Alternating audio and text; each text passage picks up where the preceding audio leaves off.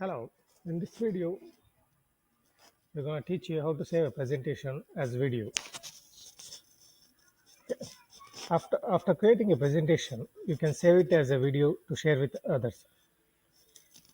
For that, you have to click on File, click on Export, then choose Create a Video, then select the quality. Better the quality, the larger the file size, and set the seconds for each slide should be recorded here. For example, I choose 6 seconds, then click on Create Video. Wait a bit.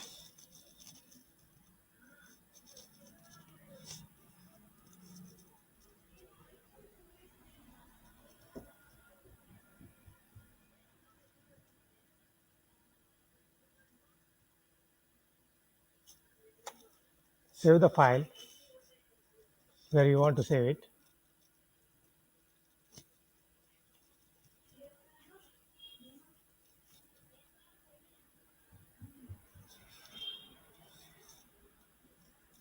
As you can see, video is creating here at the bottom.